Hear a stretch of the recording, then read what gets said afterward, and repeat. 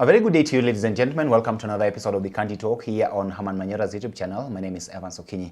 I'm glad that you've joined us here for our political conversations. I'm joined by Wakili Willis Otieno, and we're more than glad to bring you up to date with comprehensive analysis of all that is taking place in our beautiful country, Kenya, and across the borders. Wakili, how are you? Fine, thank you. Let's look at the political happenings in the country. I understand that President William Ruto is at the coast, of course, is on a development tour, so to say. But then while at it, Raila Odinga came back home and went straight to that particular function and met the president at the coast. We are getting wind of some sort of a political kind of arrangement between them in the offing, and of course Baba has said that he's consulting widely with his people and whoever he deems supporting politically. Let's have it this way. Let's first of all begin with the happenings at the coast. In the first place, do you believe these development tours are necessary? There's nothing development tour that William Ruto is doing. William Ruto is running away from the problems in Nairobi. The problems caused by the failed policies of Kenya Kwanza and William Ruto. So what development is he going to do when Kenyans are crying? Start with the primary. Address the economy. Address the shift share challenges. Address the university funding model challenges. Address the abductions. So he cannot. Okay. So when he's in the city, it's pain. So he's running away. When you see someone constantly out of the city, out of his office, that's someone who is avoiding work. So he's trying to pretend that he's doing something, but there's nothing he's doing. So forget about William Ruto's doing a development tour. That's a campaign tour. He's looking for warmth. He will not get it. The people of Kenya are done with William Ruto. They're tired. So you believe it's some sort of a campaign strategy which will not work? It will not work. It has not worked and it will not work. Why are you saying it will not work? It will not work because the Kenyan people have moved away from William Ruto. He's not addressing the issues of the Kenyan people. The issue of the Kenyan people is number one, the economy. It's the economy, stupid. And whatever is calling development tours, has he gone back to look at the other ones that he launched? Which one is working? What has he done? You're building, pretending to be building roads, and yet people don't have money in their pockets. People don't have food to eat. University students are out at home. Sick people are struggling to meet the cost of hospitalization. So what development tour are you doing? To develop for who? And even those projects, look at the ones he launched last. I always give the classical example, Kabonyo Kanyagwal, fisheries project in Kisumu. Where is it? Okay. The Bondo, Nango Road that he launched, where is it? So it's the same thing. Nothing has changed. So he's still the same person. Okay. Let's get to the Siasa corner here, Wakili. You saw Raila down there with the president. And definitely all the quote-unquote experts who are brought on board, who are part of the Raila camp, are also present at that particular place. And Raila said he's consulting widely. What do you make of all this? We've also seen him in CIA. Do you believe that Raila Odinga can go ahead and work with President William Ruto as we get towards 2027? Write it down. Within the shortest time possible, Raila Odinga and his troops are going to be full in Ruto's government. You're going to see a deal signed between the two sides. In fact, probably in the next 2 weeks, they will sign. An announcement will be made. That is their political right. Let them do it. But it will not change the trajectory of William Ruto's governance. Raila and his troops, if they agree and they sign up to that agreement, they'll have just gotten into William Ruto's skunk that Mbadi spoke about. Since Mbadi and Wandai were appointed CSS, tell me, has the pain that Kenyans are facing on the economy improved or reduced? Is there anything that has changed in people's lives? If anything, there are more and more Kenyans who are crying. More and more Kenyans are facing challenges of shift share. More and more Kenyans are not reporting to university because of the funding model. So our problems have been compounded. They have not been addressed. So ODM will join with Kenya Kwanza and be part of that mark. That is their right. Let them do it. But the people of Kenya are not in that space. Because you will notice, when they sign a document, and they will sign it, and they will make it public, you will not see the issue of the policemen who killed the Gen Z, the policemen who killed during the Azimio protest of 2023, the policemen who killed during the Baby Pendo protest of 2017-2018, being told to be taken to court. You will not see victims of those atrocities being offered compensation. You are only going to see that the sharing of positions. And and some broad frameworks that are not intended to be implemented, then you will see a promise that we have a referendum to create more positions for those. The Kenyan people are not in that space.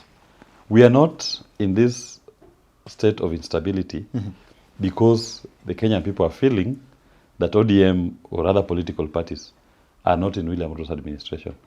Kenyans are in this space because they are rejecting the failed economic policies of William Ruto. They have failed to make meaning to the people of Kenya in their lives.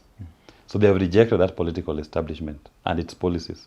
So the solution cannot be to bring members of ODM or any other political party to be in the administration. But ODM is right to join. They can join. That is their right. That is their freedom to associate. We only expect them, when they'll be receiving the thorns, to receive those thorns in honor and not wail. Not tell us that it is not them who did it, it was UDA that did it. They are now hoping to be part of the mark. And in my view, there's nothing you're going to do with Ruto that will succeed. It will not. AUC campaign that was a walk in the park, it was lost because of William Ruto. But if they think they can solve this problem that William Ruto and Kenya Kwanza have caused, they can join. Okay. But the Kenyan people are not there. Okay. Talk to me about the political consultations that the former premier is actually making down there. Do you think that, okay, first of all, are they necessary? And is he going to perhaps take into consideration the feedback from the people? You know, the first thing that we must say is that it is Raila Odinga's right to choose his political path. To join William Ruto, to stay in his ODM political party, to even leave politics, or to even run for president. That is his right. And people must respect his right to make political choices. But the thing that I must say, whichever decision he makes, there are consequences. Yes. And everybody must be ready to live with its consequences. In 2018, on the 8th of March, 2018, Raila shook hands with Uhuru. And I said then and I say today, there will be consequences to that handshake. Political consequences. We saw it when BBI was rejected. We saw it when the election was lost. So also, on this one, there will be political consequences. And more so when you're joining a broad-based government led by a person who was superintendent over the killing of our young people, of the killing of your own supporters, of messing up the economy, of almost completely obliterating the public healthcare system in this country. So if you are joining him, the political consequences are predictable. People are going to punish you at some point in time because they say you joined the oppressor. But it is right to join the oppressor. No one should stop Raila Odinga or anybody in ODM who wishes to work with William Ruto. They can join and they can work together. In your view, Wakil, what's the general mood of the people down there who we assume Raila is going to consult? You know, I talk to the people and I interact with the people. I live in a community. I don't live in isolation. And for me, the Kenyans I interact with, they don't care about positions for politicians. They care about an economy that works for them. The pain they're feeling it in their pockets, in their own homes. And the solution to that pain is not politicians creating positions. So you will witness in a short while, when ODM is fully with the Kenya Kwanza, it will be a field day for other political parties. Because who will be left to champion the cause of the people? It will be the Safina party. And as we are very steadfast, we are focused on the mission. We are about creating an economic liberation for the people of Kenya, because that is what they are crying about. The cry of the people of Kenya is not to see our tribesman, as Manyora puts it, on the table. Been there, done that. Legacy politicians have shown us that for the last almost 30 years. That it is about tribe. When a tribesman is sitting on the table, the whole tribe is full. Yes. As we don't believe in that kind of legacy politics, as we believe in politics and leadership, that it's about the people. Make decisions that benefit the people. And when you're having that kind of a conversation, it means Kenyans will benefit from the policies irrespective of their tribes. Because when the economy is not working, it doesn't work for all Kenyans. As I've said before, there is no special shop for Kikuyus, there is no special shop for Luos, no special shop for Kalenjins, and neither no special hospitals for tribesmen. When it comes to the economy and the failed governance system, it knows no tribe. So the solutions must also be solutions that know no tribe. That is what Safina Party represents. Okay, when is the last time, I mean, in your best memory, when you think that our country has been okay economically? Under which kind of leadership in this country? Of course, we've had Kibaki, we've had Uhuru, and now William Ruto. In my estimation, at least from what I've lived through, I will say the Kibaki Raila administration, when they formed the Grand Coalition government, that's the time when things were working. Jobs were really available. The economy was booming. The GDP of the country was growing. Access to credit facilities in the banks was reasonable. Interest rates were falling almost 4-5%. Today, interest rate in the bank is almost 20%, 18%. Why? Because government is borrowing illegally, and they're spending the money on their own frolic, stealing some of it. Right? There's no project they're funding. There's production sector of this economy is not functioning. So where are the jobs that our young people are supposed to get? Okay. So that to me will be the period that I can say. When I finish university, I always say this, when I finished Kenya School of Law, once I was admitted, I had 3 job offers on the table. Okay.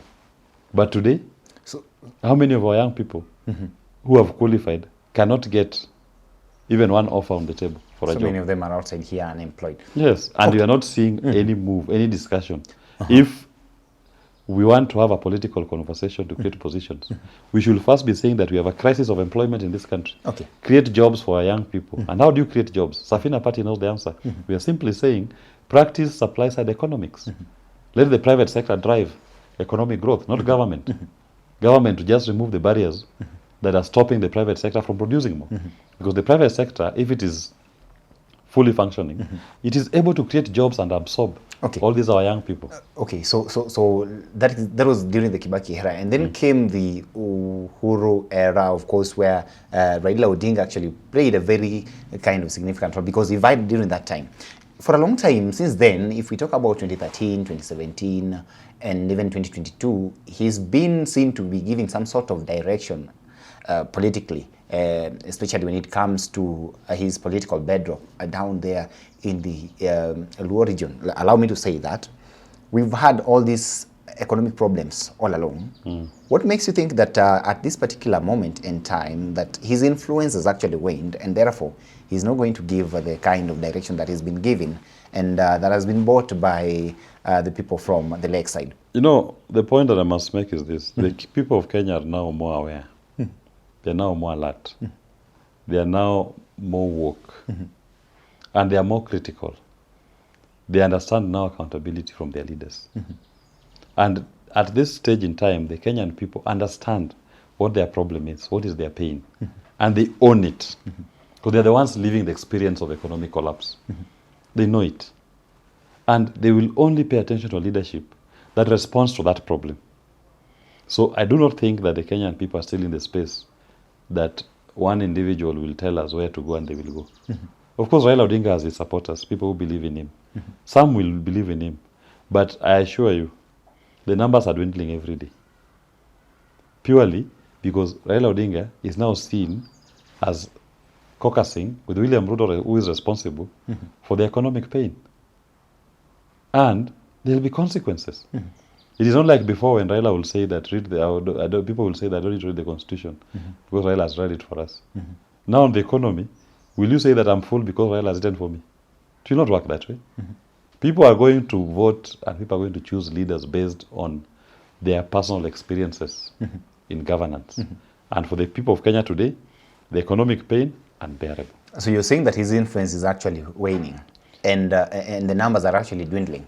And Raila had the best opportunity, in my view, to continue with the respected legacy. But in this joining William Ruto, I don't see any good coming out of it for Raila and his legacy. Okay. Look at it, for example, in the AUC elections. This is an election that I believe Raila should have won hands down. Some of the leading presidents in SADC regions, Mavosa, for example, that's a personal friend of Raila. Why didn't SADC vote for Raila Odinga if the big brother in SADC is his personal friend? Because of William Ruto. and he's meddling in DRC.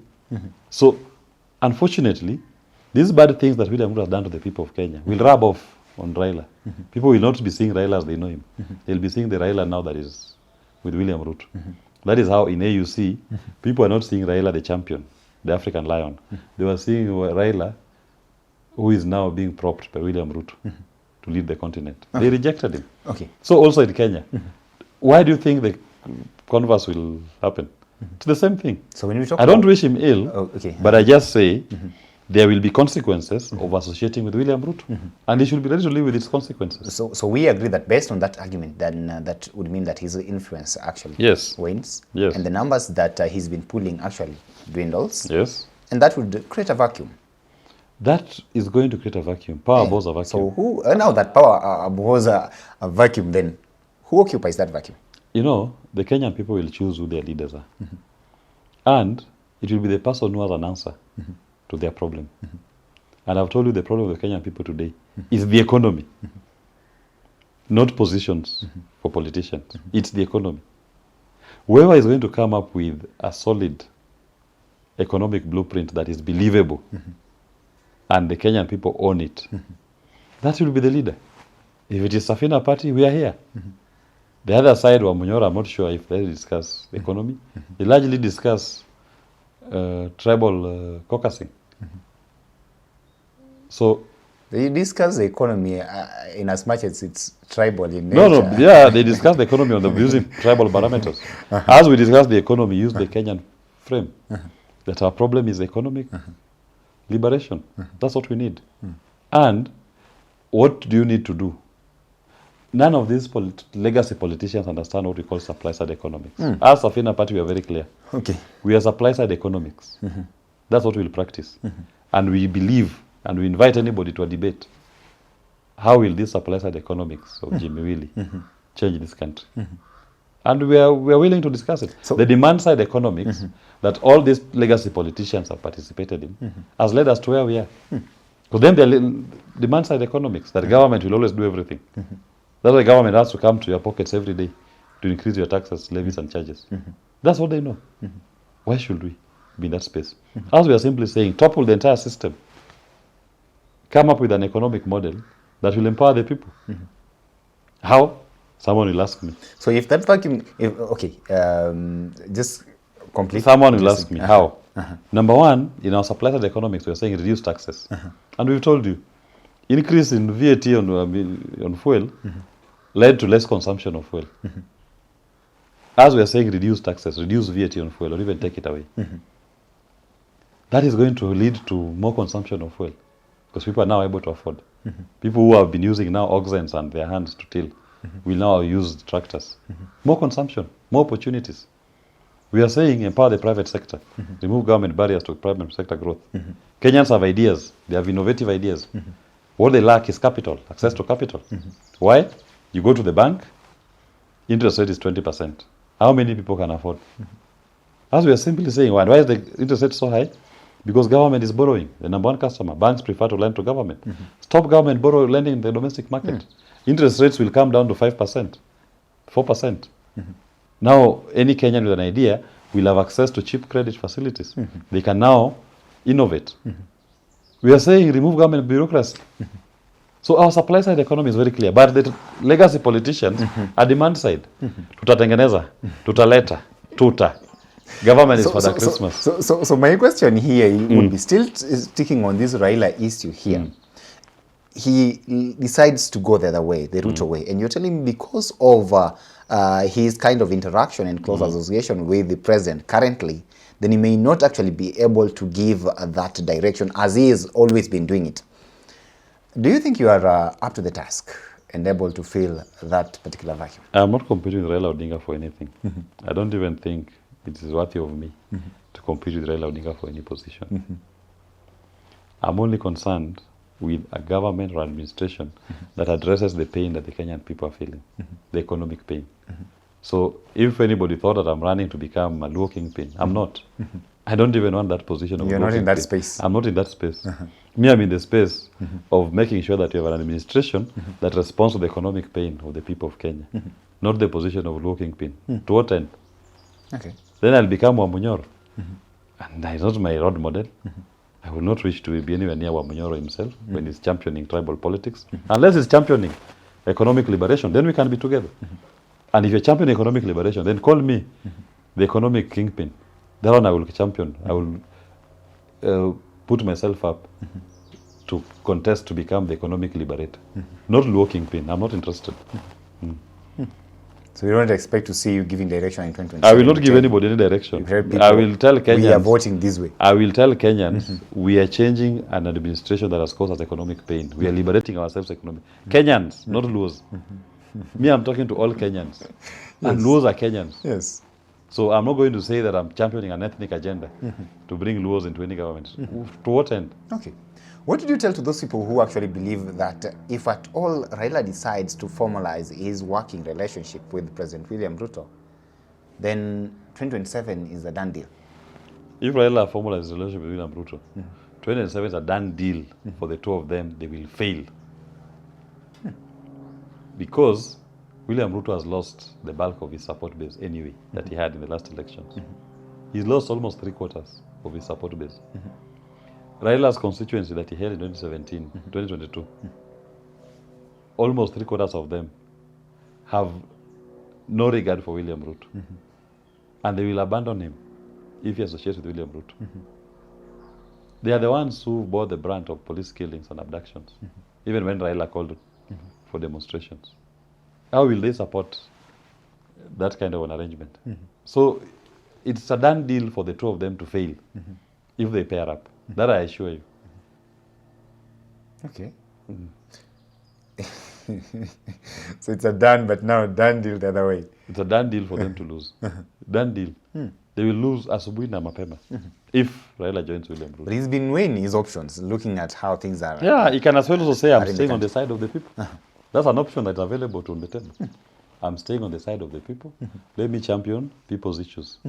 Let me not join a sinking ship.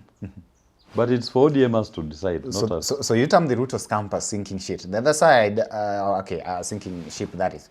On the other side, we've also seen Rigathi Gachagua and the other opposition leaders as well trying to quote Raila, and maybe Rigathi Gachagua even hinted at maybe allowing Raila to contest and support him in 2027.